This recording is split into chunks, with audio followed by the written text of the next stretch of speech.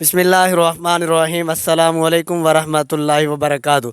Cameraman अंश दे नाल असी इत्थे इस टाइम हाज़र यूट्यूब चैनल अपना पंजाब हाफिज़ इफ्ताखार।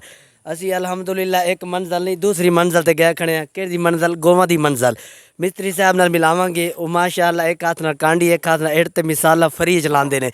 गल्लां बातां उत्तों तो उन्हें पूछांगे कदों का काम सीखिया। पीटरां दा भी सीखते रहन, बड़े बड़े काम कीते लेकिन गोवा वाला काम कदों का सीखिया। सानू डर लग रहा, सानू जे इट फड़नी पै जे तो मालिक भावें 2000 देन असी तो थले जा पावांगे। लेकिन इतनी मेहनत करते हैं। एक दिहाड़ी के विच डारा छत के परे मारिया। अगे गाइयां परेशान सन, हुण दुध 20 किलो वध देंदियां भाई साढ़े वास्ते डारा बन रहा। इस वास्ते असी मिस्त्री साहब नूं पूछांगे की कहना चाहेंगे। अस्सलाम वालेकुम जी। वालेकुम अस्सलाम रहमतुल्लाहि की ना है अजकल? मेरा नाम मोहम्मद फयाज मिस्त्री है। अज ते कल अगे की ना आएगा? अगे पक्का है? ये पक्का है। अच्छा तो कदों कितने साल हो गए तुहाडी ट्रेनिंग नूं काम नूं हुनर नूं? ये तकरीबन 15 साल जड़ा ना मैनू आइटां दा काम करदियां हो गए ने। 15 साल? हाँ जी।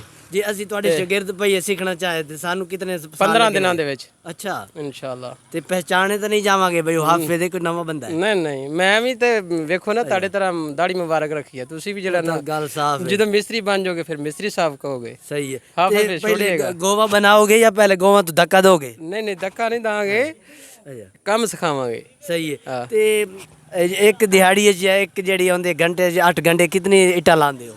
एक घंटे में तकरीबन 1000 इट लाहड़ी है। 1000 ला छड़ दो तो मालिक कोल होई 800 पीछा बट्ठे बारिश आ जाए फिर की करोगे? फिर भट्ठा जो पिछों बंद हो जाए तो फिर आप भी छुट्टी करके घर रुझे। नहीं तो कोई ऐसी स्कीम लाओ ना उन जगह ते गत्ता शत्ता या कोई छापर एवं दी कोई मिसाल तूड़ी दी भी बनदी नीटा अंदरों तूड़ी ते बाहरों मिसाल के तौर सीमेंट दी एवं नहीं कुछ सिस्टम? नहीं ऐसा नहीं होंदा। मिट्टी खास जिहड़ी आ उन्हां नूं गोए जांदा फिर जो पट्ठे ते बनदी है इट फिर वो जिहड़ी पकाई हुंदी है पकाई करके ते फिर जिहड़ा ना वो साडे कोल भेजदे ने। फिर असीं उन्हां दी तराई करने आ, तराई करके फिर सीमट लाने आ, सीमट ला के ते फिर जिहड़ी उत्ते चनाई करने आ। सही है। फिर वो मजबूती नाल जिहड़ा ना ओहदा दीवार बन मैं एक दिहाड़ी तुहाडे कोल लावां मैं तुहाडे वल वेखदा रहां ते कांडी चला लांगा या तुहानू पुछना पैना? इंशाअल्लाह मैं दसांगा इंशाअल्लाह तुसीं चलाओगे। ते कांडी सानू अपनी लेके आनी पैनी है? नहीं कांडियां फ्री ने। अच्छा ते जेड़े काम नहीं करदे उन्हां नूं कितनी दे हुण दिहाड़ी चल रही मिस्त्री नदीला नारोवाले?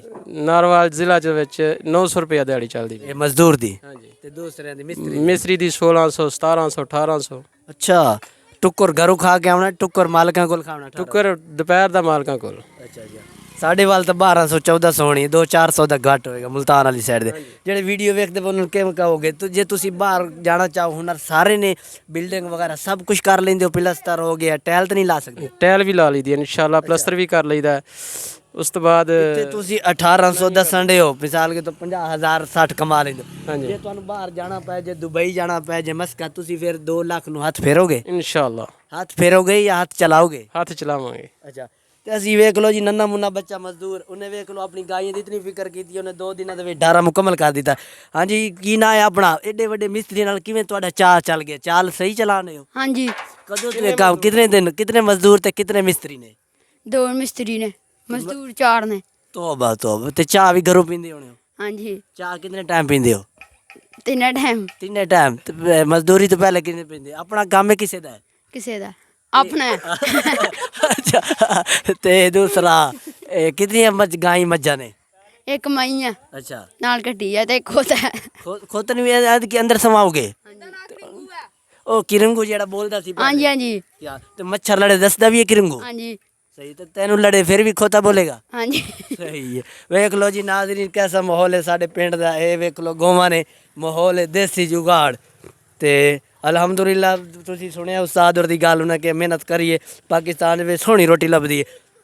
अगर ये साढ़े जेडे वीर साढ़े भाई मिस्त्री साहब ने बाहर दे मुल्क अगर जाना चाहन तो अलहमदुलिल्लाह 2 2.5 3 लाख कमा सकते हैं क्योंकि हुण डॉलर महंगा होया है रियाल भी महंगा है। अलहमदुलिल्लाह 2.5 तो 3 लाख कमा सकते हैं। इत्थे भी 50,000 60 ओवर टाइम लान तो लाख रुपया इत्थे भी है।